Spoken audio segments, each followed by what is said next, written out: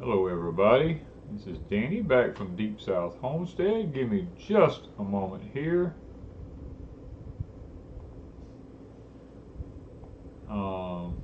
There we go.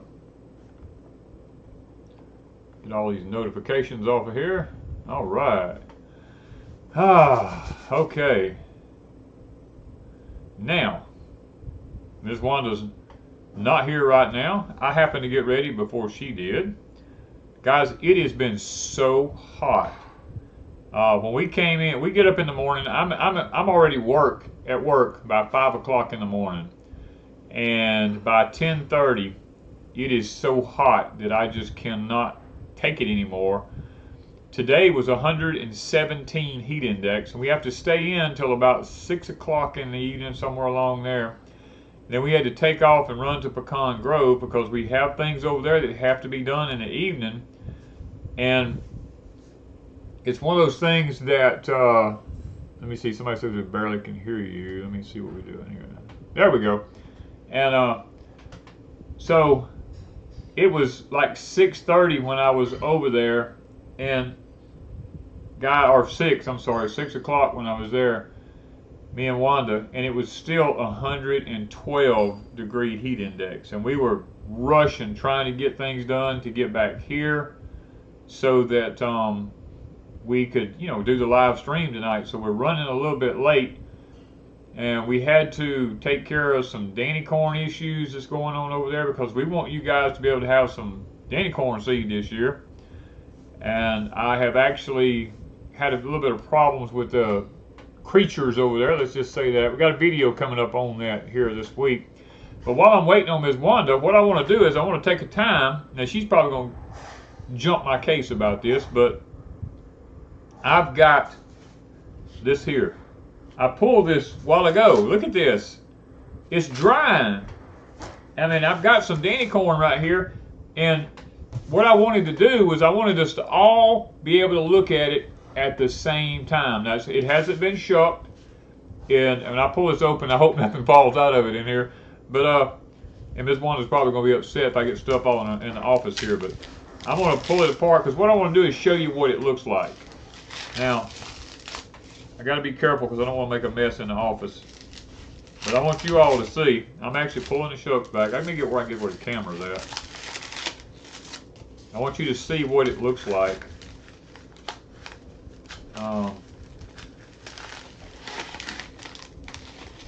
Ooh, you doing show and tell? Yeah, I'm doing show and tell. No, I'm showing and telling. I'm eating yeah, too. Ms. Wanda's got to eat. I've already ate ahead of her. I'm trying not to make a mess in the office. It's probably not going to be good. Yeah, you're gonna be vacuuming. I'm going to have to vacuum here. Is there a garbage can in here? Way under there. Why do you have it over there? Because that's where I sit. Oh my word, I can't Hold reach on. it. We got to get a garbage can, guys. 'Cause I'm making a mess. And I know she ain't going to be happy in the office. And I don't want to vacuum, okay? Anyway, this is how far I am so far. And I've got a handful of silks and everything that's falling off in my lap here. Ms. Wanda's going to get me a 5-gallon bucket. Yeah, wouldn't it make more sense to bring you a bucket now? Okay. Can you put it under there I'm without going knocking to put it everything? between my legs here. There we go. Now, let me get this up here. Let me see if I can get this up. Okay. Ooh, that's pretty here. Ooh, yeah. Hold on a minute, guys. Let me just get some of these silks off of it. So Hello, everybody. I'm sorry I'm late, but Well- I got chicken issues.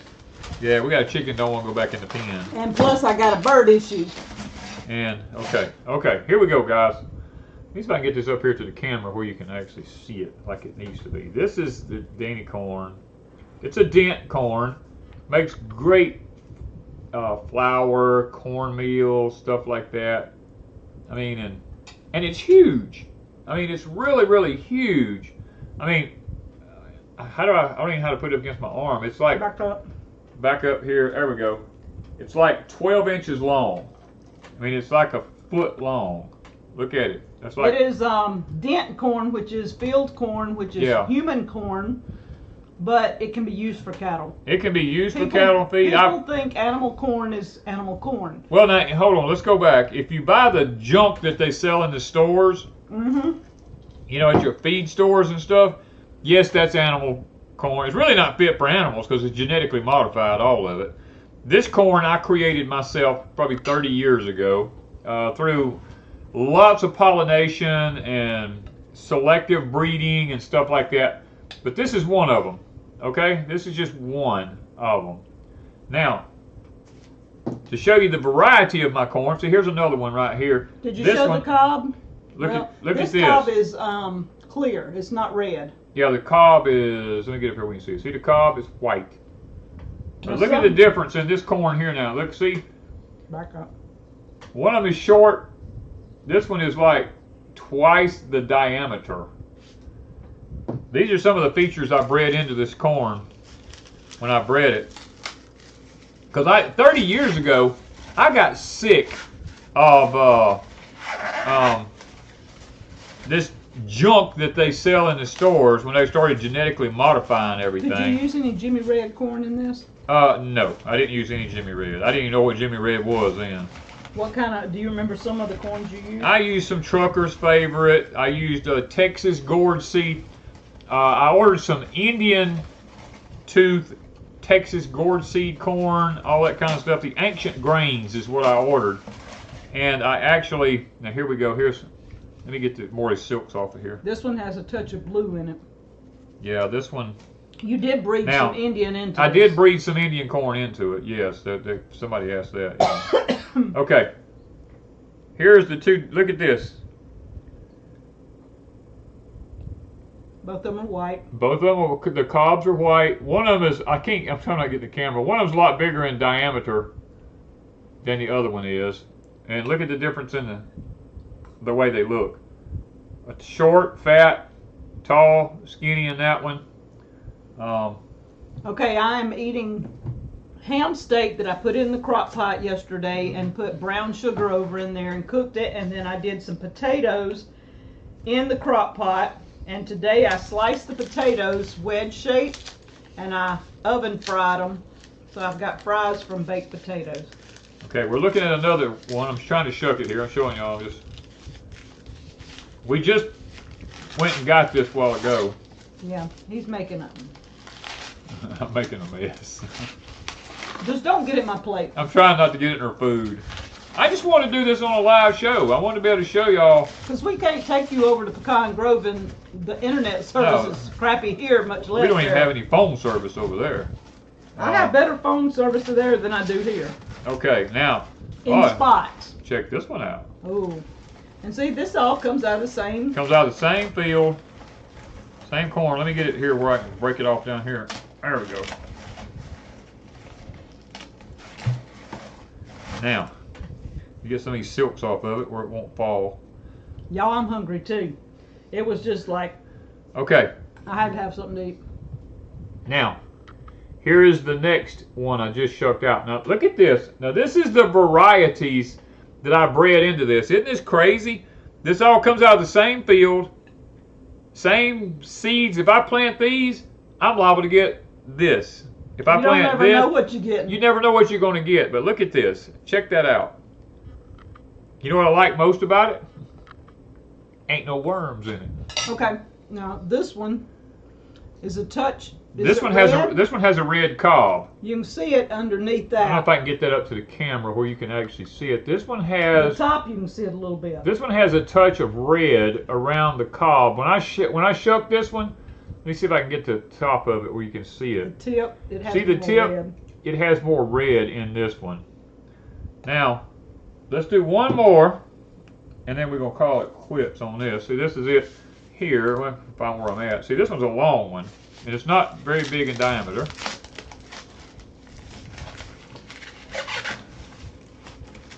Let's see. Ooh! Oh, I did some eggplant yesterday. Y'all, I sliced it real thin, drizzled it in oil, and y'all, this one's pretty. I'm sorry, but let me finish my story before you show that one. Okay. Because they ain't gonna listen after they see this one. No, when you see this one, they ain't gonna. But anyway, the eggplant, I drizzled it in oil, salt and pepper. Miss Lippy's Bayou blend. I did the voodoo dust. It's not hot, but it's nice. And then I put Parmesan. Voodoo dust? Yeah. It's one of her blends. Woo! Yeah. And Okay. Parmesan all over it. And I Gosh. put a little bit of shredded cheddar on top of it and baked it in the air fryer. Oh my goodness. Eggplant heaven. I guess I'm gonna be running the vacuum cleaner. He didn't keep the worms out of it. Now there were No. some worms. We had Every now and then you'll find one that's got a worm in it, but what happened? But usually, let me tell you what happened. It's all about scheduling your planting. If you plant at the right time, you won't have a lot of worms. If you plant at the wrong time, you have worms all in it. But now here's the next one right here. Look at this one. Look at that. Isn't that pretty? Look at that. This one. Is the cob red? It's hard to tell. It's hard yeah, to, yep. It's similar. When I look at the top of it up there, the cob's probably going to be red in this one. But now all of this all came out of the same field, same seeds, and you will actually, I don't know if There's I can, some blue in that, yeah. if I can get this up here. You see this here? You got some, see them dark blues right there? I bred the Hopi blue corn into this, and occasionally you will have it. Let me see if this one here, if I can get it up. Occasionally you will have the blue speckles in it like this. Now we did plant the blue. I've tried just planting the blue seeds. What did we plant a couple of years ago? We had blue. We planted blue Hopi. No, and then we planted the blue Mochican. Mochican, that we planted the blue Mochican, but now it wasn't bred into this. We just planted it was that. separate. This wasn't planted that year. Yeah. And that was some pretty corn. Oh, it was beautiful. It was blue, and some of it was blue and white. Yeah. The thing about it is this was done through selective breeding. I did 30 years ago. It took me about 6 or 7 years of selective breeding to make this variety of corn, because I've raised cattle my whole life, and I realized back in the I think it was back in the late 70s, early 80s, that the corn that I was feeding my cattle was like rocks. I mean, it was so hard on their teeth. And I said, man, I got to do something. And when I started creating this corn, I wanted something that I could make cornmeal, corn flour, grits, all that stuff out of. So I bred that into this, and I wanted a dent corn because dent corn makes the best cornmeal and corn flour and stuff. Plus, it's just the best tasting corn. So I bred the dent into it. I bred some Old Trucker's Favored. I remember that. And I don't remember all the different varieties that I bred, but anyway, I have come up with an open pollinated corn now that comes back true to itself every year, and it is just fantastic. I mean, there's going to be tons of ears like this right here. No worms. I mean, I don't spray. I never spray my stuff. I don't believe in spraying stuff. I believe if you do permaculture right and you plant at the right time on the right phase of the moon and stuff like this, I just believe when you do these things and follow the guidelines, you just do good. I mean, this corn, when we planted this corn right here, we got a hard freeze. It got down to 22 degrees on this corn, and it was about 2 inches tall, down in a water furrow.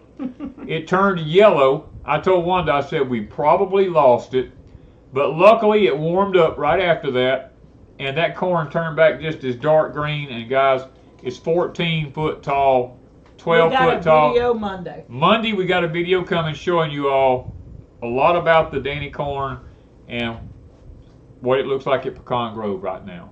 So, anyway. Okay, now somebody asked, when you grind this, Yeah. what color's the cornmeal? The cornmeal still comes out yellow or white, but it has these dark red flecks in it and flakes in it from the red. It's kind of a speckledy colored cornmeal, and when you make cornbread out of it, guys, I'm going to tell you what. We've had different people do taste tests on my Danny corn. One of them was Eric from Life Done Free? No, that's Life in Farmland. Life in Farmland. Eric from Life in Farmland, dear friend of ours from up in Minnesota. He asked me, would it grow up there? And I told him, I said, I think it will. He said, well, he'll try it. Well, We just didn't think it had enough days. we didn't, because of the number of days. And Eric didn't think it had enough number of days. But Eric grew it. And Eric's like me. He's 6'3" tall. And Eric had to jump up to grab the ears of corn on it. And people would actually stop by and ask him, where did you get that corn? What is that? And Eric done a side-by-side taste test with 2 other varieties of corn, and a test that nobody could know what was what. And the Danny corn won out on the cornbread and stuff like that. The taste test. The taste test actually won. And we had people from all over the United States send us pictures. And y'all can go back and type in Danny Corn Deep South Homestead. And I can't remember the title, but it's something like Danny Corn Grown Across the U.S. or something like that, or all across the United States. And I have some clips of people that sent me pictures of their corn. But that was a fraction because after I did that video, lots of other people sent me pictures. And I think the Pratts were in Michigan. Michigan. Yeah, Mike and Jenny's in Michigan. We had Arkansas, Texas, Missouri, Carolinas. Florida. I mean, people all over the place. Ohio, we're all growing Danny corn that year. And we shipped out a lot. We've sold a lot of seeds. And we hope We're to hoping have some if we can keep the coons if and we possums can keep the out. coons and possums out of them. In the last few days, we're starting to have a lot of critters finding it. We're having to do a lot of eradication. That's why we were late getting here tonight. We had to go over there and take care of some issues, and we may even have to go back after it tonight. Yeah. But yes, if everything goes well, we will have some seeds for sale this fall on our Etsy store. So you'll just have to keep watching the Etsy store when they go up. First come, first serve. You know, I mean, We don't do lists. I don't do the lists and stuff like 'Cause that. I And lose let me talk to them about something too. When I'm sending you your corn seeds, I don't take them from this part of the corn cob up here, and I don't take them from this part right here. I only take out of the middle section right here, where the seeds are the best looking and the most productive at. I do that. Let me say this too. We do not sell by the pound. No. We only sell little packs because it's so limited. And if we sold it by the pound, then 4 or 5 people would get some because it takes a lot of corn to make a pound. Yeah. And so we sell the little packs, and I don't even know how many seeds you put in there. I don't remember. I have to go back and look how many seeds. I want to say it's 40 or 50 per pack or something like that. I don't remember. Yeah. But anyway, we sell the little packs, first come, first serve, and they won't go up probably another 2 months.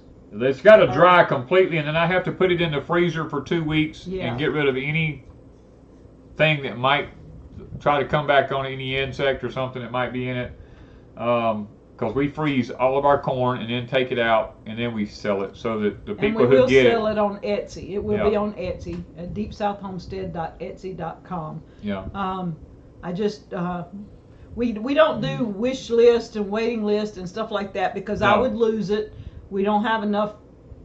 I'm not that organized when it comes to things like that. Well, we're just too busy. I would have to send emails to everybody that sends me something, and I don't have time.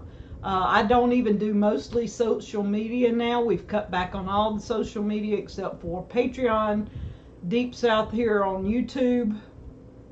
I don't do any of the other, well, Freesteading, and I barely get on Freesteading a couple of times a month because I don't have time. We don't have service at Pecan Grove, and when we're over there, most of the time doing stuff, and when he's gone, I'm busy taking care of stuff.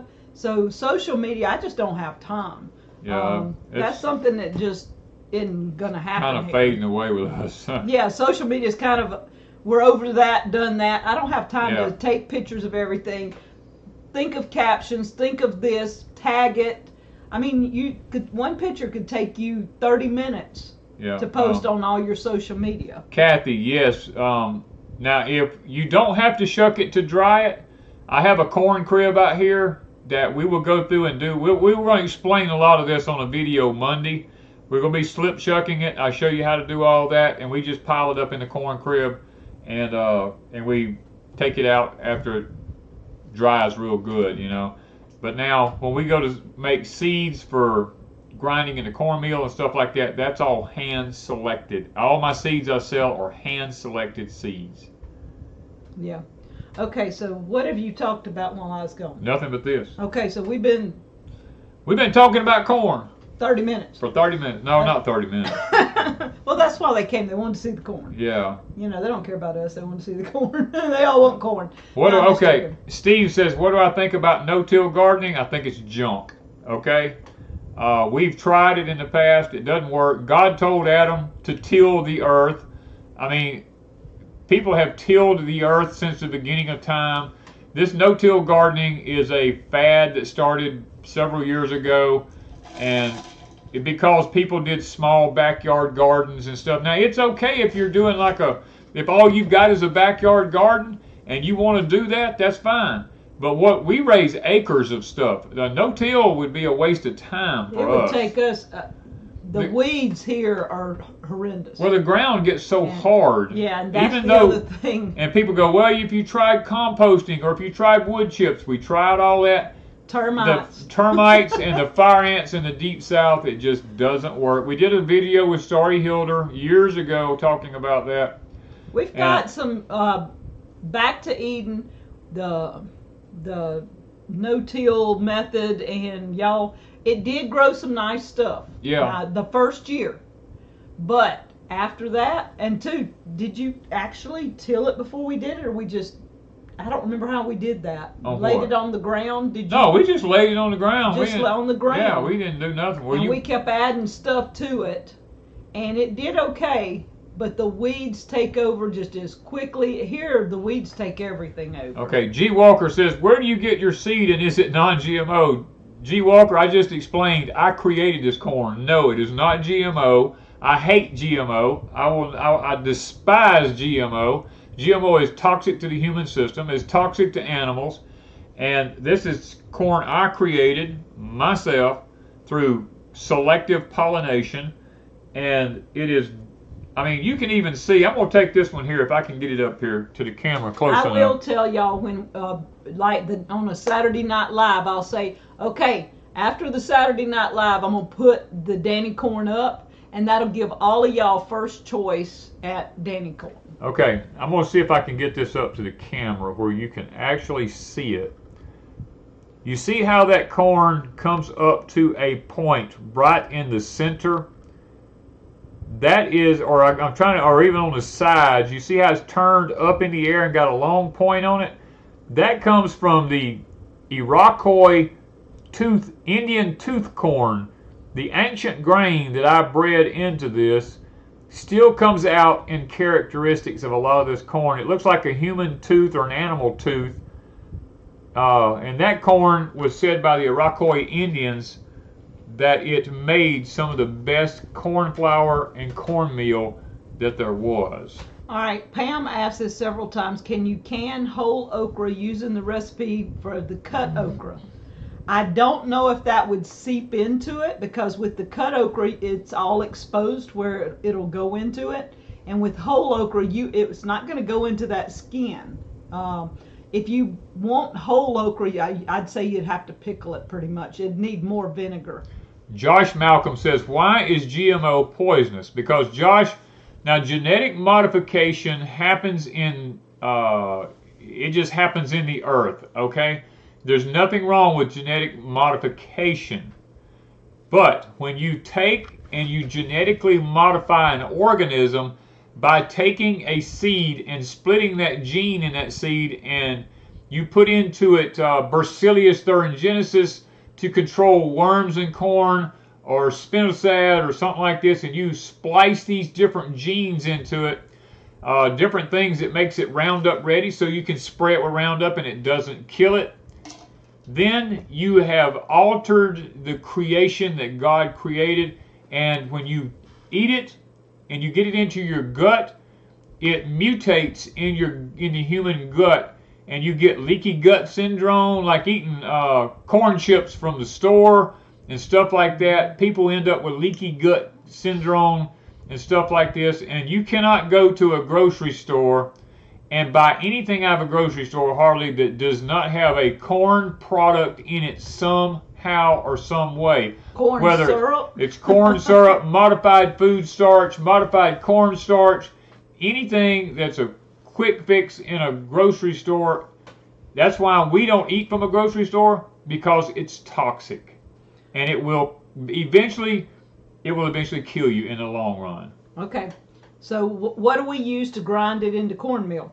We have a hand grinder. Well, two different types. We have two different kinds of hand grinder. Victoria. We've got a Victoria. We have the ancient, or we call it ancient, the old Black Hawk, an antique Black Hawk. We have a China mill. What'd you call it? It's a Bravo. We have a Bravo 4 flail type mill. That's a hammer mill. And then now, thanks to Mickey and Kathy. Thanks to Mickey and Kathy from Hills Mill, we now have a 24-inch grist mill that's belt driven. We'll be using our Cub tractor to run that, and we'll be able to make our corn flour, corn grits, and cornmeal from that. Okay, and I want to say something right quick and give Mickey and Kathy a shout out at Hills Mill Homestead. They're in Tennessee. This week on their channel, they posted the nice grist mill they just bought. Yeah. And they're going to be packaging and selling. They've got to get all their ducks in a row, but Hills Mill will be more than lumber now. And they also said we could give away 2 sets of Electroculture rods today. Today? Yeah. So we got to figure out who we giving them to over the next couple of minutes. We'll figure something out. Comfortably Numb says, Danny, what about organic vegetables? They are not GMO, correct? Not necessarily. Look at the origin of the country when it says organic, because anything that comes from outside the United States, when it comes into the United States, yes, it may have been grown organic over there, and you have to understand in some countries, human manure is organic, so it has human manure on it. But when it comes across the interstate lines coming into the country, it is chemically sprayed, and thus stopping the fact that it is totally organic. Okay, Hills Mill said, thank you viewers, because it is from all of y'all too. Because when they brought it, that's what they said. It was from all the viewers and from them, and me and them kind of worked a deal out with all this and got this going. And how do you back that up? How do I back it up? We're talking and stuff's going by. Okay, let's stop it. Okay, so they want to know about the walk-in cooler. Yeah, Darlene Wright says, how's the walk-in cooler doing in this heat? The walk-in cooler is doing fantastic. I did a little video, but I hadn't got it up yet. Yeah, Wanda hadn't got it up yet. Actually, I insulated the roof over the walk-in cooler really heavy with styrofoam, and that is breaking the heat from getting to it. It's inside a shaded building now, so it's not really giving us any problems. It's doing really fantastic, to be honest with you. Lippy, I'm sorry. I was running. Okay, we're going to do some kind of something and pick somebody. Y'all tell me if y'all have the copper rods, don't have the copper rods if you need them. Maple Run Farms. Okay, this is a deal. Maple Run Farm, send me an address at deepsouthhomestead@gmail.com. You have till midnight tonight to get me an address. If I don't get an address by midnight, then Kathy and Mickey can't ship out. What? Alice. Where at? I don't know. There. All right, Alice. Ayton. A-T-E-N. A-T-E-N. Alice Ayton. Same with you. You got till midnight to get me an address. If not, we will give them away next weekend. So you two give me an address. Doug and Stacy's in YouTube jail. I don't know. I hadn't seen anything from Doug and Stacy in a long time. We don't have time to do the media thing anymore, so I have no clue. Okay, yeah, I saw Ryan Hall talked about hurricanes. I glanced through earlier. Yeah, we knew we were going to have hurricanes possibly popping up. The Gulf's so hot, y'all. It's really hot. It's almost like boiling hot. Yeah. Not really, but for the Gulf it is very hot. It's up to 90-something degrees in places, yeah. Yeah, which is way hotter. Okay, the rest of you, I'm sorry. Maybe next week we'll give some more away. Y'all just be waiting, because we're just picking at random. When we see people's names, we pick at random. Brian hold on, stop this thing. Okay. Can you say a prayer for Brian and his family from Flannel Farms? He's having heart surgery in a few weeks. Oh, I didn't know that. Yes, I think I saw. Did David say something about it? No, I watched Brian on occasion. Danny and Brian did a We done a collaboration kind of thing. interview type thing on Yeah. Brian's channel last year, year before. I didn't forget how long ago it's been. And I see often on Facebook, I think, and stuff. He posts some things. Yeah. Okay. All right. All right. Where are we at? Okay. A lot of people are making their. You their can make rods. your own rods really, really easy. I mean, it's not hard to do. Okay. Global warming's got Kayla. Come on, girl. I know you messing with me now, sweetheart. Global warming, you know, got the oceans hot. Yeah, right. Okay. All right. Kayla's a dear friend of ours, y'all. All right. So a lot of people talking about temperatures. Oh man. Okay, here's The Joe. acidity in the vinegar. Yes, we knew that. We knew about that. a year ago. I always check to make Yeah. sure. And I do have. I have one thing that is the 4%, but I 4%. use it in cooking, not in canning. Okay, let me see where we at here. Where was I? I was going to answer one. Okay, Joe Sanders. Danny, why does my jambalaya okra get soft a few hours after picking?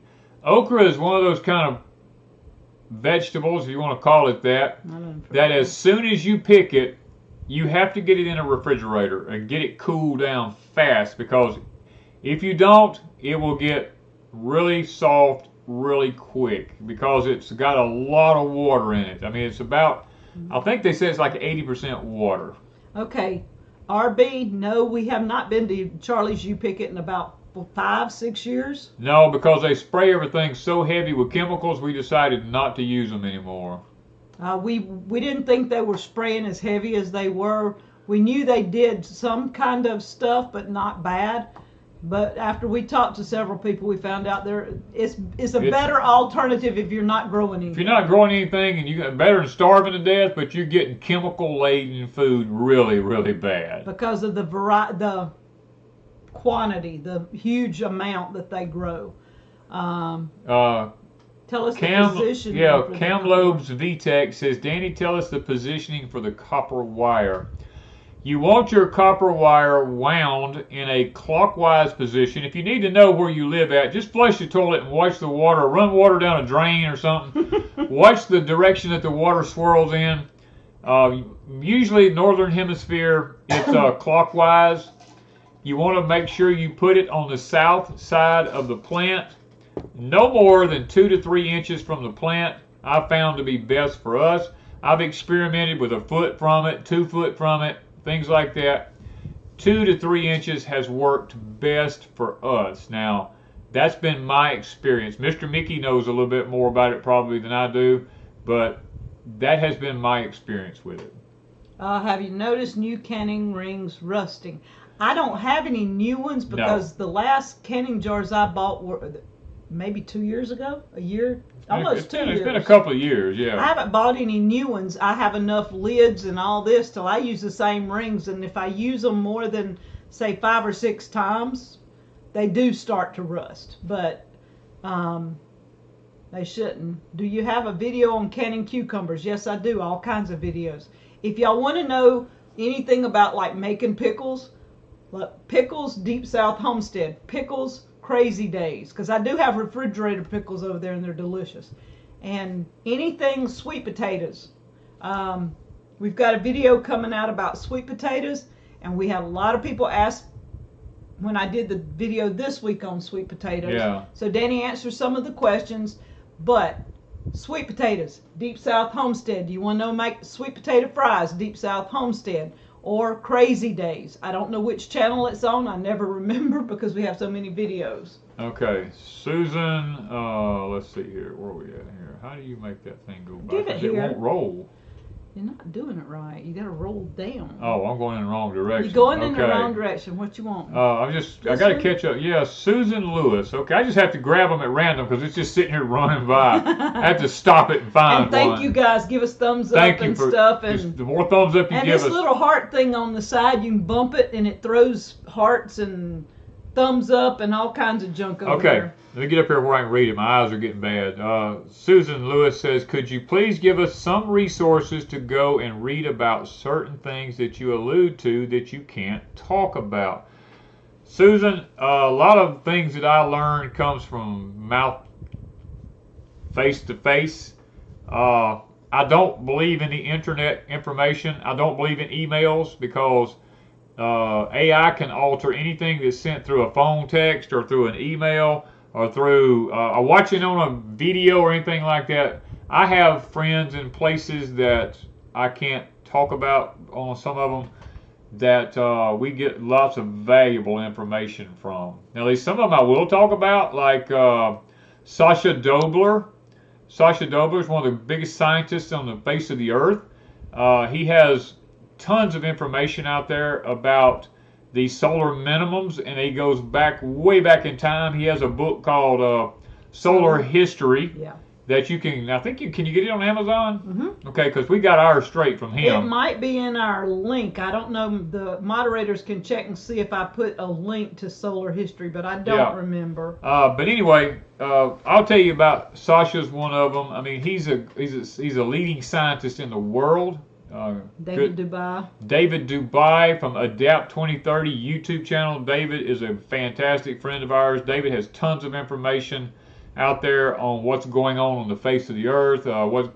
David is really connected. He lived in China for quite some time, and he was there during some of the things that took place over there. And the guy has tons of information. I say in China, he was in Myanmar. Suspicious Observers does a good job. Now, I don't watch a lot of these channels. Wanda watches a lot of them. I don't have time. Israeli News Live, maybe. That would be Ben Danoon. Yeah. Yeah. He's pretty good. If you can find, what's the other guy's name? If you can find him, I don't know that he has a channel. Steve Quayle is another. Steve Quayle is another good guy. He does. I don't know if he has a channel, but people interview him or they pick up his interviews and throw it out there. Stan Deo. Yeah. Now Stan's back in the U.S. now. He got. Well, you have to go listen to his life story. I'm not going to tell you his life story. And then Mike from Around the World, you'll find him all over the internet. It's not his channel, but people are using his stuff and posting it. Mike does not do YouTube. No, Mike, I don't guess. I don't know anything about Mike. No, he doesn't do YouTube. Got our 1950 Farmall MTA completed. She's a beauty. The rooster. Wow. All right. I love when people get the Farmall going. All right. Have you heard the book Spontaneous Healing? It's herbs. No, Darlene, I haven't. Darlene, I don't have time. I'm being honest with you. I get books from people and I don't have time to read. I've got several that I just look at them, glance through them, and pick them up when I have 5 minutes. Yeah, I don't have time. Okay. Why am I getting tiny brown dots on my grapes, and are they safe to eat? The tiny brown dots, we get them all over ours. Matter of fact, it leaves a rough texture on the skin. It's actually just a blight, but it doesn't hurt the grapes or the muscadines at all. Southern Comfort says, I have the deer fencing with fiberglass rods at the top of the T-post with electric fence wire, the ground wire connected to the copper post in the ground. Do you think that would help in electroculture? You know, Southern Comfort, I think there's probably something to that, because I think if you have it around the whole field, I'm coming to the persuasion, because of what we have going on over at Pecan Grove, that it creates a magnetic field inside that perimeters, because everything we have in there has just went bonkos over there. Yeah. Do you have to put a rod by each plant? Daryl. Yes, Daryl. Now, the taller the copper rod, now there is, and I've not done any 6 foot or 7 foot or 10 foot tall ones, but I have been told and I have read that the taller the rods go up in the air, the larger the antenna, if you want to call it that, the larger the diameter it covers on the ground. Now, I actually have not experimented with a tall rod yet. I've done 3 feet high and had fantastic results from it. So I'm guessing that if you go higher, it probably would be better. All right, Pastor Scott, why not? How are the sweet potatoes doing? We're going to have a video one day this week. I've got to do some editing. We've got Danny Corn on Monday. Porch time on Tuesday. If you get it done. Yep, I get it done. I'm running out of time. Then Wednesday, Danny and I have been married 10 years. Yes. So I did a special video. It's a little short video coming out Wednesday. Just happy anniversary. It'd be a happy anniversary thing. I haven't even seen it. Then we've got sweet potatoes, maybe Friday. We just checked a whole bunch of the sweet potatoes around, and we'll give y'all an update. And people are still asking, how do I get the Danny corn? It will be for sale more toward the fall on our Etsy store. It's a first come, first serve. When it's gone, it's gone. I'm not taking pre-orders like we talked about. All right, so my wood ashes got wet. This is Homestead Haven. Can I still use them as potash? Yes, you can still use them as potash. Just understand that if it got wet, it's going to be concentrated. So don't put them really thick. Just put a little dab here and there. Don't put it out thick. All right, somebody said my tomatoes are starting to turn purplish. Any suggestions? Anytime plants turn purplish, it's usually 2 things. One, it's too cold, and I doubt that is your problem right now. The other is a lack of phosphorus in the soil. With the chemtrailing that's going on, and by the way, let me say this when I'm talking about chemtrailing, the United States government is fixing to come out with a release in the very near future telling you that they have been chemtrailing and why they've been chemtrailing. Now, I just want to throw that in there, but what they're chemtrailing you with is aluminum and barium and strontium and all kind of other oxides and stuff like this I'm not going to go into. But the aluminum in it is binding up the phosphorus in the soil as it floats to the ground, and the plants are not able to take up any phosphorus, so you have to use liquid phosphorus, and we get ours from Dr. Earth's Bloom and Grow. Is that it? Golden Bloom. Golden Bloom. I'm going to get that right one of these days. Golden Bloom. And it's the pink and white. There's 2 different ones, and the container is mainly white. It has black writing, and it has some pink around it. So that's the way you know what it looks like. Yeah, but the Golden Bloom liquid phosphorus or high phosphate will replace what the plants cannot take up in the soil, and that's why a lot of plants are turning purplish, mainly tomato plants. Somebody says, how do you get rid of mealybugs? Oh, we don't have mealybugs, so I don't actually know. And you could, like Grant says, Grand T says, you could have a Cherokee Purple. Now, if you have a Cherokee Purple or a tomato that's in the Indigo series, then they're going to be purple anyway. So that just goes with the plant.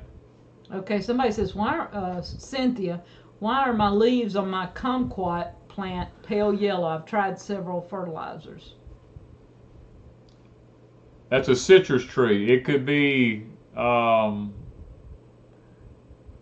it's probably a nitrogen issue if I had to guess, because citrus trees are very nitrogen-oriented type plants, so you might want to check that. Okay, I have not done, Lisa, I've not done the pineapple zucchini because we have our own pineapples here. I've got some pictures. We've got 2 that are huge and 2 small ones. And Kayla, I'm sorry. Golden Bloom, Danny. Golden Bloom. I don't know why I say the other. It just sounds right to me. It sounds better, don't it? It sounds better to say Golden Bloom, or you say something else. Yeah. Now you can't think of the other one. Now I can't think of the other one. Yeah. Okay. Okay. You can boil vinegar outside to get rid of the trails, or where am I at? I lost it. Hey, Alabama. Okay. Or just put in the copper rod. You can boil vinegar outside to get rid of the trails, or just put the copper rods out. I'm not sure I guess he's trying to say chemtrails. I've heard people say that. We've heard people say that. I don't know that Can you give a shout out to Sam and Hannah for their newborn son, Jonathan? Future farmer. Congratulations. And Billy from Permapasture Farms. Billy and Michelle, William's wife is going to have a baby. They're going to have a farm. Oh, really? Helper. Yes. Okay. Well, I haven't seen anything to know. I just saw today that Michelle posted that William's wife is going to have a baby, so they got a new farmhand. Okay. So. Okay. Marie Barnes says, our tomatoes have tough skin. Why would that be, Maria? Probably the heat. The heat causes tough skins on tomatoes. And in our high tunnel, all of them that I had in the high tunnel this spring. Yeah.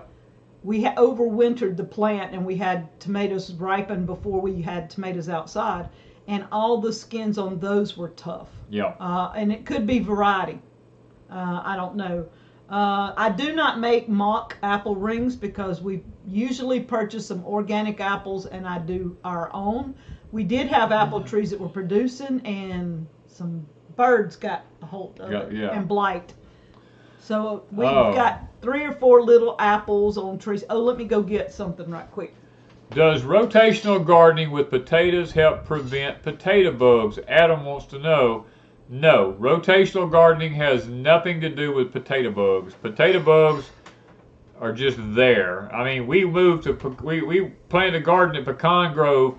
There has been nothing planted there for 25 or 30 years in that property, and we had potato bugs on our eggplants this year. Now, nothing on the potato plants, but they got on the eggplants because potato bugs go after any nightshade. So it really doesn't play a part in that.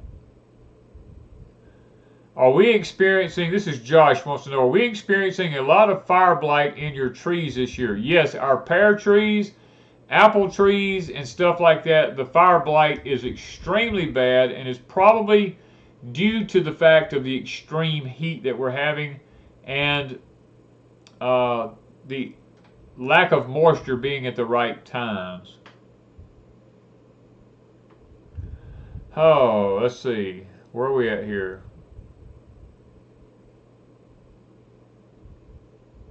Oh, Debbie Paints. Okay, 14-year-old son planted his first crops this year with one of 3 tractors his grandfather has trained him on. All right. Oh, I love when the new farmers come up. I just love that. Nadia says, please pray for my husband. I've had to call the rescue twice these last 2 weeks. We would definitely keep you in our prayers on that. What has Ms. Wanda got here now? Okay, this is the apples we have. They're not very big, and they are green, and the reason being is birds eat some of them, and I took this one off before they got this one. We've got 2 or 3 that are smaller than this, and I'm going to let them get bigger, but most of our apples were about this size. Apples don't grow real big here in the Deep South. Yeah. Now these 2. These are Moonglow pears. I can look at it and tell. Yeah. I took these off because I had a bird eat half of one. I've been waiting on one this size to get ready last week, and I went out there and he'd done eat about half of it, and I told Danny, I said, they ain't getting my fruit. I don't have that many. Now the other pear tree's loaded. Okay. Chris Trapp says, Danny, are you going to hunt any deer at Pecan Grove? We don't have to hunt them. I don't have to hunt them. They hunt me down. They're standing at the fence going, where's that corn? We've seen so many deer this week standing at the fence where my Danny corn is, just looking at the Danny corn, knowing they can't get in there to it, but they just keep standing there looking. Well, they could if they tried jumping, but they would get in that fence, and it would probably freak them out. They would, because when they get to it. Yeah. But now we saw today, was it today? Yesterday, late, we saw 2. Yeah. And then you saw. I saw 4 yesterday morning. And then today I saw 2, and this morning you saw 2 in all of them in different places. Yeah, 5 o'clock this morning I was shining my lights, looking through making sure nothing was messing with anything, and there was all these eyes. And I went to grab my gun, got to looking, it was all deer. I was like, go ahead, get out of here. But they just deer everywhere. What causes the black look on the apples like this? That's just a. It'll actually wipe off. It's called. Usually. it's called powder black soot. Yeah. It's just it doesn't hurt the apple. You can wash it and it'll just clean right off. Usually most of it will clean off. Yeah, you see it gets on my thumb like that when I start wiping my thumb on it. It doesn't hurt the apple. All right, what are we doing? Oh, let me see. Is that the pear the old timers call September pear? The September pear, now my ex-in-laws had some, those things would get this big around and this tall. They were big round things. He would take a coffee can and put up there to get them, and they would sit on top of the coffee can. They were so big. That is the best pear ever, but we don't have a tree like that. No, we don't have one of those. If I could find one, I'd love it. Let's see, where we at? Okay, Amy Garrett says, hi, my dad has a 6-year-old Scuppernong grapevine that will bud, flower, but then doesn't produce. Any idea why?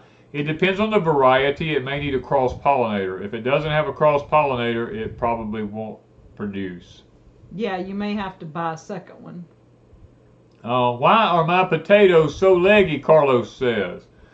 Carlos, leggy potatoes is probably due to a couple of things. Not proper fertilization, lack of sunlight. Those are usually the two main things, or either they're planted too thick. If you plant them too thick, they'll get tall and leggy. If they don't get enough sunshine, they'll be tall and leggy. If they don't get enough fertilizer, they'll be tall and leggy. Okay, Delta Prepper says, my pear tree is bare this year for some reason. Ours over at Pecan Grove is bare because it got colder there than it did here, and the freeze killed all the blooms on the pear tree over there. But now here it didn't get quite that cold because we're a little bit further south. Anybody have a pear preserves recipe? I have some recipes, and I also have a pear relish. I think I put up. I don't know if it's on Crazy Days or Deep South, but the pear relish is amazing.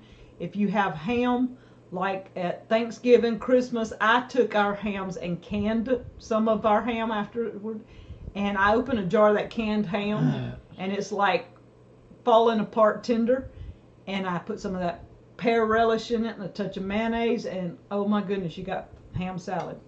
Kelly Hubbard says, green worms are eating up my strawberries. What can I do? Get you some copper coils from Mr. Mickey at Hills Mill Homestead and stick them all around in your strawberries, and it should get rid of that problem. Yeah, next week, you want to tell them on our anniversary just how hot it's going to get? Our anniversary, the day of our anniversary and the day before our anniversary are supposed to be the two hottest days this year. I've looked into the future forecast, and I've looked back in our forecast. No 2 days are as hot as those 2 days are going to be. They're going to set world records, they said, on those 2 days. Okay, we do plan on possibly milking Hadassah. I think that's when was it either Hadassah or Shushan, either one. I will milk either one of them. Shushan is supposed to be from the what you call her? Something milker. She puts out a lot of milk. Her mom is I know what you're saying. Super udder. Super udder. Yeah, she calls her super udder. Yeah. The mama of Shushan is a super udder. She puts out fabulous amounts of milk. So Shushan, if at all possible, once she has a baby, we would like to milk her. And Hadassah, if she's willing. She's the one that's more willing, I think. Michael Sullivan says, Mr. Danny, my 4-year-old daughter watches all the time, and loves your voice. She would like a hello from you. Now, I don't know what her name is, but hello, sweetheart. I am so thankful that you watch us. It means the world to us when we have the younger generation watching and growing up and gaining knowledge and being able to grow things and provide for themselves and not depending on the system. So I will say hello to you. Okay, so Stacy wants to know what causes pears to fall off prematurely. Wind? Well, pears fall off. Pears ripen from the inside out. Don't let that fool you. When pears start falling off of a tree, unless it's just the heat. Sometimes the heat will cause them to fall off too early. But many, many times when a pear falls off a tree, I'll take them and show them with this one right here. If I can get over there to it. Here we go. Take a pear and put your finger right here at the very top of it and mash in on the top of it right there. If it feels soft around the top of it the least bit, that pear is ready to be picked. And because they ripen from the inside out, when they finally get ripe, and if you leave them on the tree till they get ripe, they will rot. So you want to pick them when they're soft around the top. Take your finger and mash around right in there. If they feel soft, that's when you want to get them off the tree. And they will ripen in the refrigerator. Yes, and leave them sitting in a cool refrigerator or either on a shelf in the house or something like that. They will ripen. Yeah, if they fall off too early, because we do have storms come through, sometimes hurricanes and stuff, and it does. Now, Chris Hill, thank you for the super chat. Do you have a few recommendations of vegetables to grow in the heat of the summer? He's in 9A in north central Florida. Chris says, sweet potatoes loves heat. Okra loves heat. The peppers love heat. My eggplant's doing amazing. Eggplants love heat. I mean, these are some of the plants that, now tomato plants do not like heat. Anything over 85 degrees, they usually won't set a fruit. Not very well anyway. Well, they'll just sit there. They'll be green and they'll just sit there and you would think in the sun they would turn. Yeah, so you definitely could try those varieties. Now, when it comes to okra, there's several varieties out there. Some varieties are good, some varieties are not good. For us in Zone 8 on the Mississippi Gulf Coast, Star of David works out really well. White okra works out really well. Bush okra works out really well for us. Now we've tried Louisiana Velvet worked out real good for us. But the white is amazing. The white is the most amazing okra. I don't know for sure who brought it to us, but some subscriber gave us that. I think was it Mark? I want to say it was Mark. Mark might have been the one. I don't remember. If not, forgive us. But Mark keeps coming to mind when he visited that he brought it. And I only planted like maybe 10 or 12 plants. Yeah. And y'all, I get enough that I can fry some okra, and Danny and I are just. I'm trying to save seed from them. Now I've got seed coming out at the bottom now. Yeah. But this stuff is actually bushing somewhat. It's like a bush. Yeah, like a bush. And I love it. It's real tender, even though it's long. Do you ever ripen fruit by putting it in a brown paper bag? Technically, I don't. We have a walk-in cooler if I need to cool fruit down or any type of stuff. We just leave it sitting here in the house. We leave our house sitting at 78 degrees. That's the temperature we leave our house at. And most things do pretty good at that temperature. Okay, my eggplant, somebody's asked them what they do. I put an electroculture rod because it was a little bitty plant. It went through 2 freezes and it just was sitting there. And so I went and put my electroculture rod by it, and the next thing I knew, it just took off. And I have a second volunteer one, and when I noticed it, I put the electroculture by it, and it's done got blooms all over it, and I'm telling y'all, electroculture works. Yeah. John McBride says, if tomatoes are not ripening, should I take them indoors to let them ripen? You can do that. You're not going to gain any flavor out of them, I can tell you that, but you definitely can do that. All right, Kayla, thank you. Canada smoke update. Red dust you mentioned, and we've watched so many videos recently from 4 to 5 years ago on All God's Children, and you've been spot on.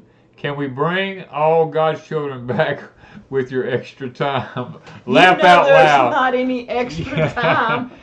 Thank you, Kayla. He's going to do good to get porch time done. Every week for the last 2 or 3 weeks, I have to go, okay, I need porch time. And it's usually 10, 11, 12 o'clock before he gets porch time on a Sunday. And he usually does it like 7, 8 o'clock in the morning so I can work on it. Yeah. And sometimes it's been 4 and 5 o'clock in the afternoon. Yeah. And I'm just spazzing. I'm like, okay, now they waiting on porch time. They don't care if I put up my They don't sweet care potatoes what else we and do, corn and stuff, but porch time's important. And he's going, but I don't have a topic. And I'm like, I don't know. Go sit and talk. I mean, porch time. I'm struggling now, and it's the devil. You know, it is the devil, and I have to admit that I am 60 something years old. I figured by now I would be kicked back and taking it easy, but we just purchased a 40-acre abandoned farm, you might as well call it, and I'm trying my best to get it back up and running again, and I'm spending countless hours there day after day after day trying to get this farm back in operation. All right, Chris wants to know, what type of fish fencing do you prefer on property fence? I use the 42-inch high woven wire. Now, I don't do the high tensile. Some people like the high tensile, but it's got too big of squares in it for me. I like the smaller. I don't like Red Brand. I'm trying to think of the name of the one I use, and I can't think of the name of it. I don't know. I just know we buy it. I know we buy lots and lots and lots of fencing. And it's expensive, too. Now, we got 40 acres now to fence. Yeah. We only got part of it done. But we'll get there. But I use the woven wire fencing. I don't. I use 42-inch high with one strand of barbed wire at the top. Other than that, I don't do the Red Brand. I don't do all these other ones. All right, a lot of people are putting up prayer request. Does Electroculture, Vernon, Montana Mama wants to know, does Electroculture work in raised beds? Yes, Electroculture works in containers, raised beds. Yeah, it's pulling energy from the atmosphere. It's the frequencies from the atmosphere, and it's harnessing it, putting it into the soil wherever it's put. Yeah. Okay, Paula Gertie Frederick says, hi, I'm in Popperville and have been watching y'all for a while. This is the first time I've been able to catch you live. Well, hello, Paula. Thank you for taking time to come and watch us tonight. Actually, a neighbor, probably 30 miles or less from us, yeah. Danny, real estate is reversed engineering. You always want to be in debt without our personal credit. I'm not sure what... Well, Danny, real estate is reversed engineering. You always want to be in debt. Well, I'm not in debt. I paid cash for what I bought. I don't believe in borrowing money, first of all. I used to teach financing, so I know all about financing. We don't owe anything. I don't owe anything. I don't owe anything over there. I don't owe anything here. I believe in paying cash for whatever I buy. I understand the debt system. I understand how it works. I understand how the government. Want to get in the middle of it. Yeah, I understand how the government uses it to trap people and to get them hooked into a system. I understand all of that. Okay. Okay, because Pamela Fury says, because a lot of us may not be in a position to stock up. It went past me before what would you recommend stocking up on now? I would suggest dry goods. Dry goods and canned goods. Dry goods and canned goods. And do things that you will eat. Don't go buying all kinds of stuff and thinking, okay, I might like it because it might be something. Buy something what you will eat. And stick around for the tip after the show tonight, because it's going to, that what you just asked is going to be in part of that. And it's going to tell you why you shouldn't wait to the last minute to stock up. Don't buy junk foods and things like that, because it's not going to be beneficial. I guess like My Patriot Supply, we do have a link for that. It is freeze-dried foods. We do have a freeze-dryer, and we are freeze-drying some of our foods. Yes. But My Patriot Supply, I've tasted a lot of their stuff, and it's very good in a crunch situation. Their potato soup, I done forgot, there's a beef something. There's several of them are really good. They're strawberries, blueberries, banana chips, pineapple, all those are good. For snacks, they have them in a 6-pack in little snack bags, and it makes it easier. That kind of stuff stores up to 25 or 30 years. So you could buy that and have it on hand. Okay. See where we at here now. Okay. Okay. You got married in a fever, hotter than a pepper sprout. Yeah, we've been married 10 years. Nazar in the Woods says canned goods will last for years past the expiration date. Don't throw it out. Send it to me if you don't want it. Okay. Yeah, some of it will. And rice and beans. Always rice and beans if you like rice and beans. Because Yes. that goes a long ways to keep you fed. Have we ever freeze-dried raw fish? The answer is absolutely no. I've eaten, how do I say this? The Koreans, I gotta watch how I say this. The Koreans gave me fish jerky when I was with them, and they were all sitting around eating and chewing on it, and they gave it to me, and I had a hard time stomaching fish jerky because it's just raw, dried fish, and the more you chewed on it, the more it swelled up in your mouth, and it tasted like raw fish smells. I mean, it was horrible, but they were sitting there just talking about how good it was, and I was like, man, I said, I don't know how you people do this, but it is what it is. Thank you, Cynthia. And I guess it looks like what's that? A baby? He's doing a Oh, Macarena. okay. The Macarena. Yeah, and then Twisted Ponies, Blessings from the River Swamp. Just got my hands on some white okra seeds. I'm excited to see them come up. Oh yeah. Oh yeah, you're gonna love them. I'm gonna tell you. Yeah. You're gonna love You're them. gonna really love. How to store cans once they're open from Patriot Supply. We date ours. I always put dates so I know how long. Yeah. But if you open a can of something and you don't eat it all, I would suggest putting it in Ziploc bags or something. And while you've got electricity, you can store it in the fridge or the freezer according to what it is. I've got a can of powdered milk that I opened because we don't eat milk and drink milk and all this stuff. And if I need something, I opened a can of the powdered milk, and it sits on the cabinet with the lid on it because it's not going bad, I don't think. Okay. Is it possible to test? Okay, this is Susan Shirley. Is it possible to test for grazon in the soil? How do you get rid of it? And what ground cover do you plant? Grazon, the best way to test for grazon is just take some of the soil and plant a bean plant in it because beans are very susceptible to grazon. And usually when they come up and they're just a week or so old, they'll just die.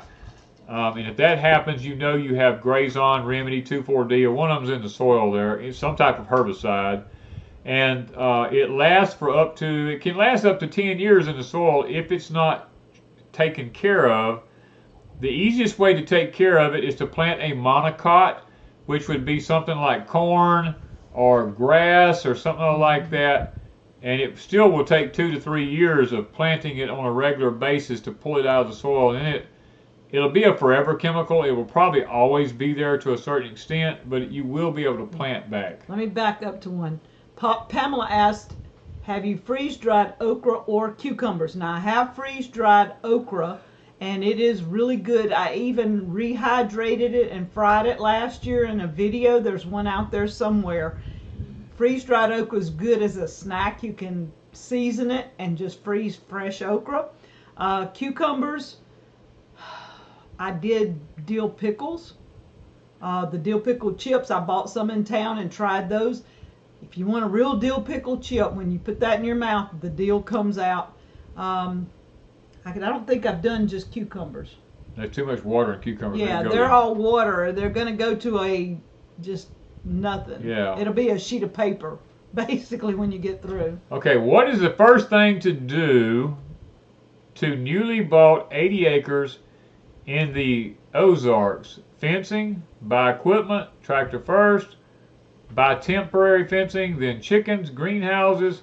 Well, the first thing to do, I don't know if that's Braholt Homestead, I don't know how they say it. is to walk that land, find your water sources, find your flat land, check your soil, look for good garden soils, and test for look at the kind of timber, the kind of grass growing everywhere, the kind of weeds growing everywhere. Weeds and grass tell you the condition of the soil. Trees tell you where the closest water is to the top of the ground, certain types of trees. And try to figure out where you want your water sources. Figure out where you want a home at if there ain't already a home on it. Figure out where you want to locate a garden at. If you want pasture, figure out what you got to do to make that happen. Plant fruit trees right up front. Yes, you're going to need a tractor if you've got 80 acres. Do not go over 25 horsepower unless you want a lot of headaches because of the Obama laws that was passed. Anything over 25 horsepower has all the computers, all the stupid technology that tractors don't need on them. Because, I mean, would you take your laptop and put it out in a dusty field? Why put a computer on a tractor, you know? And in fencing, they need to know where they want animals and fence that. First of all, get a survey done. Find out where your corners and your landlines are. Fence your perimeters. Do your infrastructure first before you get any animals. That's one thing we advise. And then, you know, get your... Because if you jump out and get a whole bunch of animals and you don't have enough fencing, you're going to constantly be chasing them animals. Trying to put them back in temporary fencing. We don't use temporary fencing on anything. We have some, but I've not used it for animals. And we just go ahead and fence in permanently what we want fenced in. Okay, Donna is asking, is it better to have direct deposit or a check? That really depends on you as an individual and how responsible you are and what kind of neighborhood you live in. I mean, all kinds of stuff. We prefer a check. We don't direct deposit anything. Well, except YouTube does. YouTube. Now, we get a little check from YouTube that's direct deposited, but we can't. Well, I guess I could get out of that. Yeah, but it'd be very difficult. It's easier just let them. You might run into more problems. Yeah, and I will say this: the system that we're going to, you're not going to have a choice. It's going to be direct. It's going to be direct deposit anyway. So you might as well, if you do direct deposit, you might as well stick with it because the new system that's coming here in the next few months, you're not going to have a choice anyway. So checks are going to be done away with. Let me put it that way. Direct deposit, yeah.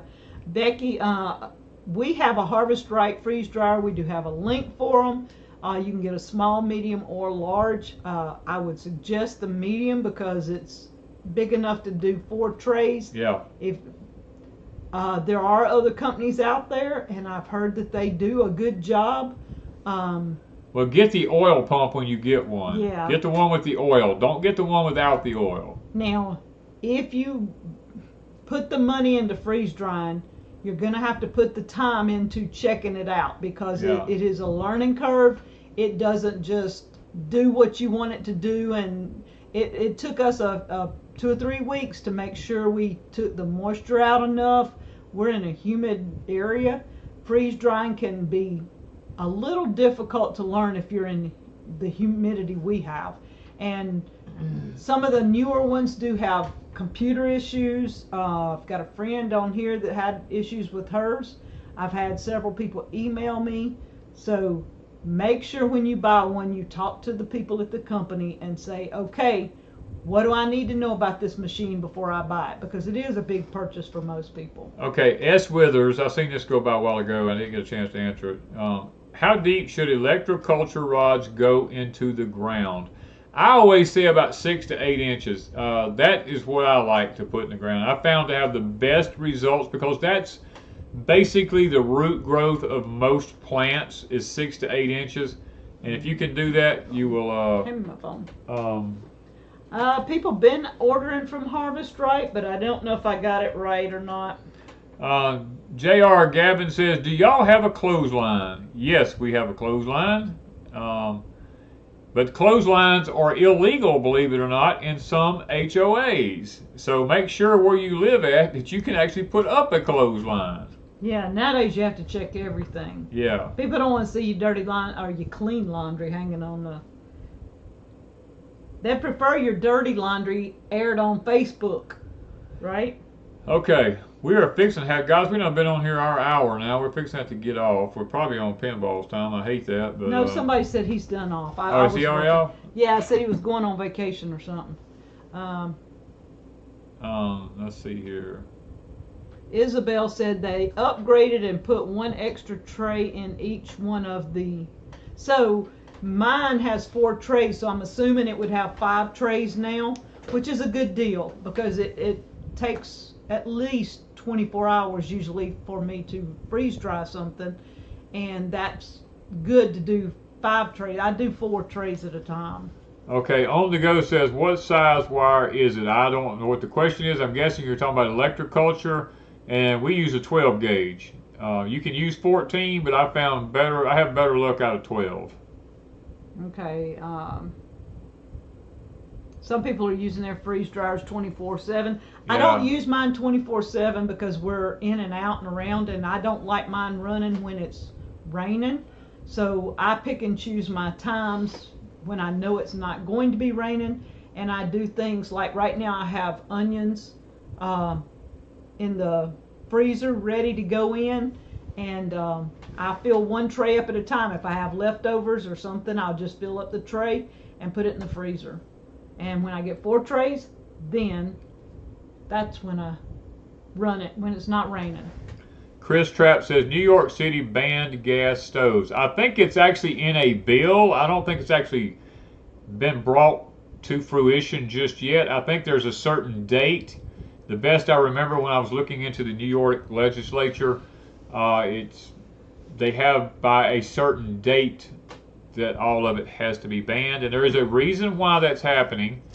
Most people don't know, but under New York City is a massive gas line conglomeration underneath that city that's really old, and it's beginning to start to give problems, and no one nowhere actually knows where all the gas lines are. So they're actually sitting on a time bomb, to be honest with you. So it's kind of a iffy situation, and they're trying to ban as many gas stoves as they can because they really are sitting on a ticking time bomb in New York City. Okay, somebody, let me find who it was. Sweet Potato said they bought an extra large harvest right and it's still not working. If you bought it directly from the company, stay on them, call them. Stay on them, call them. Miss Lippy had problems with hers, and because she didn't purchase it, was a gift from somebody else. It took her a while to get them to understand that it had a different name, and they finally found it. But their customer service sometimes is my lack if they don't. You got to be specific. Just be very determined. Western KY Farmer says, do you use any pesticides? And the answer is absolutely no. We don't spray anything for anything. Most insects run in cycles. When you learn the cycles of the insects in your climate, now your property can have several microclimates on it. You have to learn the insect cycles for different microclimates. And just like this right here, those of you who wasn't in here earlier, you see all this Danny corn right here? No worms. Not to say I won't get a few worms in the field, but mostly there's no worms in it because I planted in the right cycle, the right phase of the moon. I planted the way it's supposed to be planted. Can I randomly plant pecan trees in my woods, and would they grow well and produce? Okay, Broken Dolly, you can plant pecan trees anywhere you want to randomly in your woods. Squirrels. But they will come up and there will be a seedling. They might be this long and they might be as big as my finger, but you're looking at 10 to 15 years usually before they even begin to produce, even if they produce then. Yeah, we've got 2 in our backyard. Danny planted those nearly 20 years ago. I have pecan trees I planted 20 years ago, and they were already 10 years old when I planted them. And they're just now, this year is the first time they've been loaded with pecans. The first year in 20 years. You never actually said what day would be the hottest day. Wednesday, Tuesday and Wednesday. Those 2 days of this coming week, the 18th and the 19th of this week is supposed to be the hottest days globally that there is. And the 19th is our anniversary. Somebody asked earlier. Yeah. We've been married 10 years, and I'll have a little short video coming Wednesday. Free Range Home with Trish says, how do you beat the squash bugs? Trish, there's several different things. You can wrap aluminum foil around the bottoms of your squash plants. I've tried that with some good success. I'll say I've had success with it. Mainly, I use the fish emulsion and the, is it Golden Bloom? Okay. Kayla, progress. Dr. Earth's Golden Bloom. Now, it stinks to high heaven, but I believe that stinking smell, I use it once a week around the squash. And then again, squash varieties play a big part in it also. So, that's what I do. All right, so let's let's do our prayer so you can do your. Oh, I know. I almost forgot what we was talking about. I'll remind you after a while. Okay, because I had to talk to Wanda about this earlier, about the tip, because I told her, I said, I'll be forgot it when I get on there. I get to talk about so much stuff, 1,000 things go through my mind. Pastor Scott, it's the 19th of July. And Danny's birthday is actually the 24th. The 24th of July. Yep. Yeah, so he's got a birthday coming up, yep. And we've got an anniversary coming up, so. Yeah, okay. Kayla says, props to me. All right. Let's see if he does it the next time. I probably won't. Okay, let's go to the Lord in prayer. Father, we come to you tonight, Lord. It's been such a good night. We've had a blessed night. We enjoy the good time we get to spend with good people. Thank you for that. And thank you for just allowing us just to have this opportunity to spend time with other like-minded people. And Father, many of them that's been on here tonight have had lots of prayer requests I've seen go by. And I'd like to take the time now to acknowledge those prayer requests and ask that you would answer each and every one of them. Some of them are so personal that they didn't even want to mention what they were. They just were unspoken. And some of them, Lord, family members, husbands, spouses, children. We had a neighbor just yesterday lost her son in an accident. And there may be people here tonight who's lost loved ones. And Father, we just pray that you would be there for these people in times of need, Lord. You've said in the scriptures that you're a friend that sticks closer than a brother. And you said you'll never leave us or forsake us. And those are things that we cling to and we hold on to. There are those that are going through cancer treatments and other types of illnesses. One mentioned their husband had to be taken to the emergency room twice in the last couple of weeks. And Lord, we just pray for these people, Father. I mean, we're not without problems ourselves, but tonight our main focus is on others, and we want to pray for the ones that's in the chat here tonight, that you would meet their needs, Lord, whether they're physical, spiritual, financial, emotional, whatever the need is here tonight. You would meet that need to its fullest, Father. And then those that are trying to, we talked to one that said that they had sold their place, fixed to be moving on to a new homestead. Father, we're praying for them that they've got time to get this done, because time is really running out, to be honest with you. And I pray that they have the time they need to get what they need set up. And for those that are just getting started, Father, please grant them what they need to be able to get themselves in a good position for the things that lie just ahead of us now. We love you. Ask that you forgive each and every one of us. We ask this in Christ's name. Amen. All right. Okay, I bumped something here. Oh, Lord, have mercy. Okay. Woo! I saw Kamala Harris's face when I looked up. That is not what I expected to see after a prayer. I bumped something. That was the devil himself trying to get involved in it. Lord, have mercy. Oh, so do I get to tell him the tip? After seeing that face, you may have to. How did that happen? I bumped something, I'm guessing. I don't know. Oh, what are you fooling with anything during prayer for anyway? Well, I guess I bumped the table when prayer was over. I don't know, but we had this big thing of Kamala Harris on there. Man, I looked up and saw Kamala's face. I like to have a fit. I'm like, what in the world? I'm like, the beast has took over. Oh, that was bad. Okay. Woo! Man, okay. The tip is learn to eat in season and change your taste buds somewhat, because all the things that you're used to might not be available all the time. And just like me, I'm used to coffee. I have my coffee and my creamer and all this stuff every morning, and that might not always be available. And so over the last few years, I've learned how to do what's the coffee? The other one, the alternative. I don't even know what you're talking about. The one that I thought we was doing a tip. I know, but I'm giving them a tip. Oh, Anyways, okay. you got to learn to change your taste buds, and I've learned to try to back off. You I talking about still your drink coffee. French vanilla? Now, what's that? That coffee that I bought that's not coffee.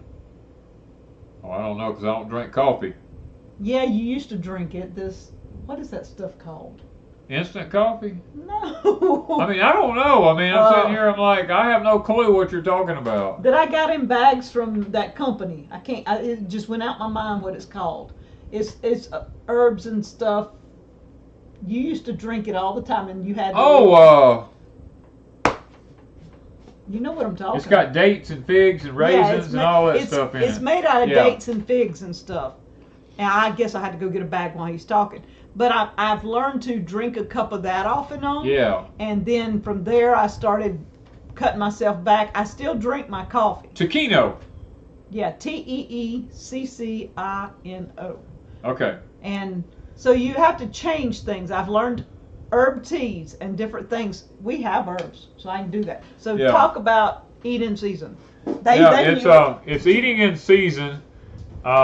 Is one of the things I wanted to use for the tip tonight. Ms. Wanda kind of started off, got chasing rabbits there, but we got to learn to eat in season, and there is some events coming that is going to make this really, really difficult in the near future. The powers to be, I'm trying to watch my words, guys. I'm trying to choose them very wisely here. The powers to be have an agenda in the near future that everything that's out there food-wise, that let's just say the devil has to have his fingers in it, and it is not going to be good for you because it's going to alter your body in a specific way that is not going to be good for you.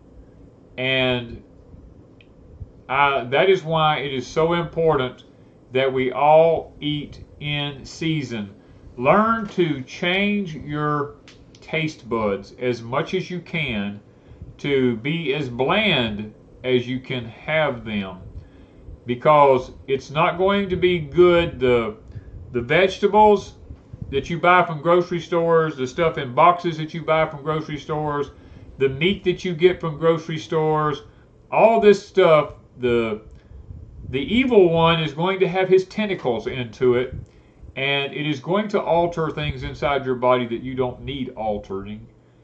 So it is so important that we begin to raise our own food and do it the best that you can, and stay out of the grocery stores as much as you can.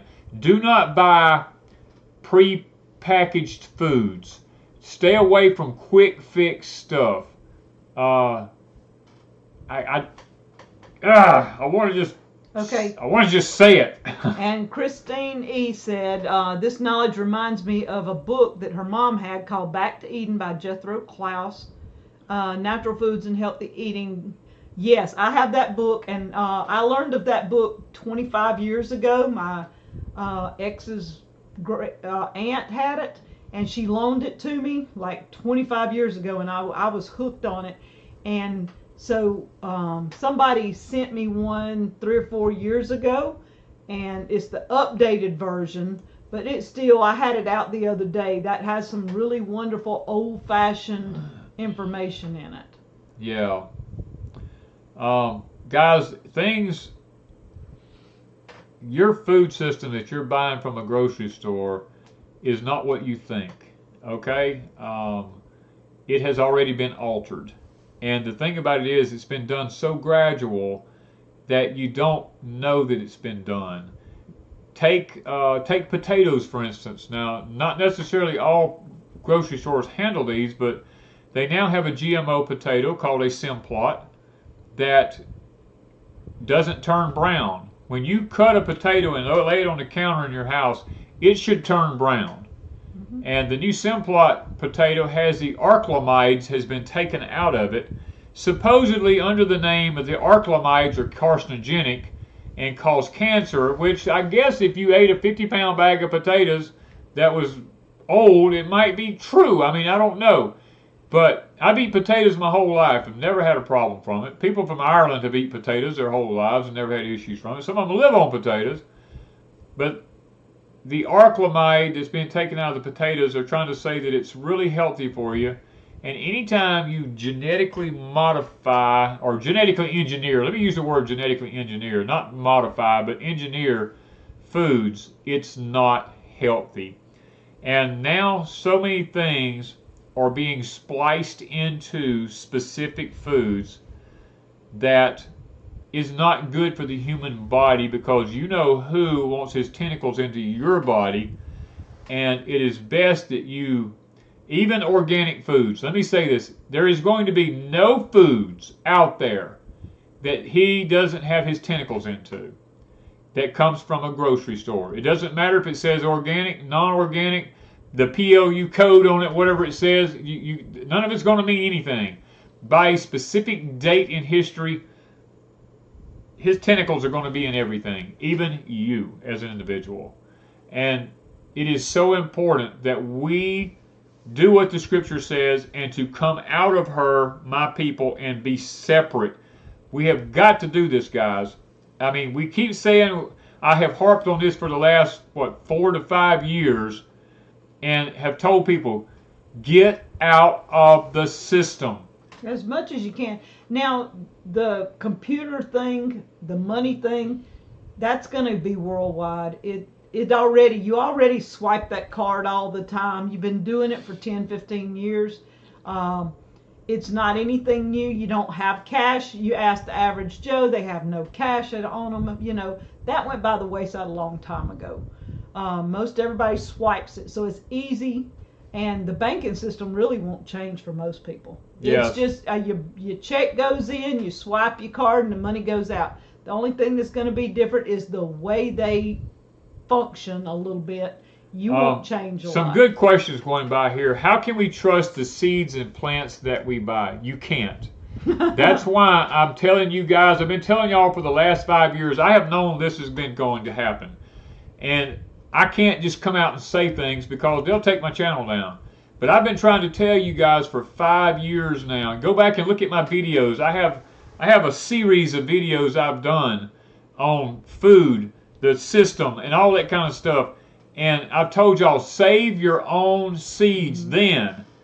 And learn how to save seeds. You can't just plant a whole bunch of plants there that's got the same genus name and expect to get true seeds. That's what's happening to a lot of people. They're buying on Etsy and online, and people don't know how to sell seeds. Right. They plant 5 tomatoes, and they're all different, and they sell the seeds off those tomatoes that have cross-pollinated. So when you get them, you don't know what kind of tomato you get. And I get pictures all the time, people. I bought seeds from this. It's supposed to be a cucumber, and it looks like a watermelon. And I mean, you don't know what you get. Let's just be plain and talk. Let's talk plain here for a couple of minutes. It don't matter if you pay cash for everything. Nope. It doesn't matter how much money you have stored up at home. It's going to be useless in the very near future. You think just because we pay cash that we're not in the system? Yes, you are. When you walk through the door of a Walmart, your face is on a camera. There's over 2,000 points on your face that camera picks up already. Even if you've got sunshades on, a hat, a hoodie. It's all the stores now. It's all not just Walmart. I'm just using Walmart as an example. Yeah. You have over 2 million points on your body. The way you walk, the way everything about you, that computer AI already nailed you when you come in the door. They know who you are. They know everything about you. They know more about you than you know about yourself. And your banking systems, everything is going to all be to a point where you just go pick it up off the shelf, scan it right there, walk back out the door. You don't even go to a register anymore. It's almost that bad now. And the thing about it is cash is going to be useless. Now, and there's nothing we can do about it. The WEF, the World Economic Forum, I mean, the IMF made it happen during COVID. They were working on it, and the average Joe just went along with it because everybody says, look, the money is tainted because if you had COVID and you touch this money and you hand it to me to pay your bill, I don't want it. And they almost pulled cash in. They almost took the cash this in. Close. But guys, I can only say so much on here. You know, I mean, and I can't go overboard with it, because if I do, we lose this opportunity that we have right here, right now. I've known about some things 5 years ago, and I have tried through coding, through tips, through riddles, and all this kind of stuff in my porch times, in my videos that I've done. They pulled some of my videos because I crossed the line. Sometimes when I talk too much on Saturday nights, they shut the videos off for us. I mean, the DOD, the Department of Defense, is monitoring everything we do right here, right now.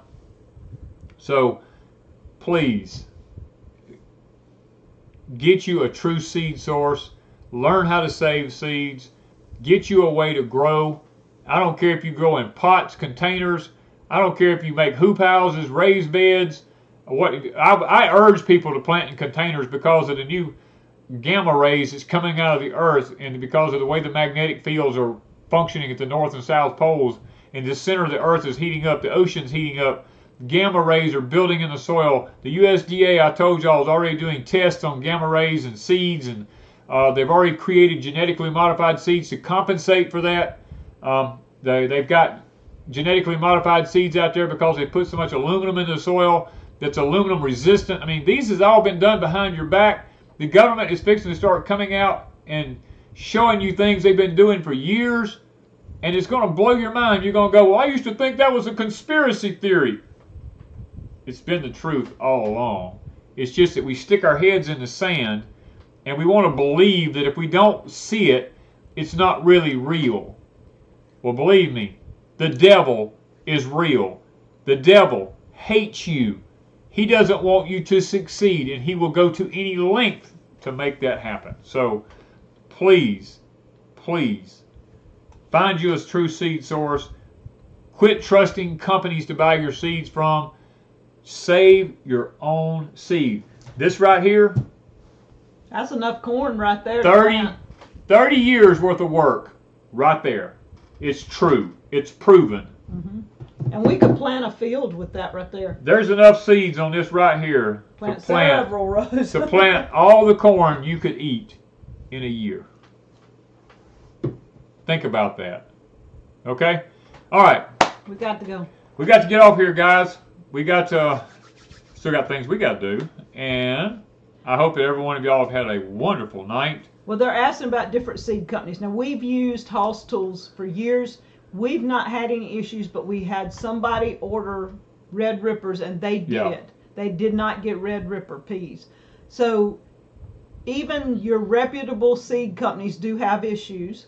But as far as I know, we've never had an issue with Hoss Tools. Yeah. We don't use very many survival garden seeds. Everything I planted from them was good. Seeds, everything I planted so far is good. And they're not. But what? We're moving into a new era, and you and me both know it's here. We both know what's coming because I've told you about it. We've talked about it, and people must learn now to get out of this system. Yep. You got to do it. I mean, unless you want to go down with the boat, you got to get out of it. You got to learn how to save that seed. And somebody was asking about, before we get off, a lot of theirs are cross-pollinating. You learn to plant one type each year. Yeah. Danny doesn't plant this and other corn. Right. He plants no other corn. Plant nothing but that. This. Last year we planted Hickory King. We did not plant Danny corn. We only plant one type every time. If we plant, like I did at Pecan Grove, just planting because I wanted to know what would grow, we are saving no seeds from anything except the white okra and the Danny corn.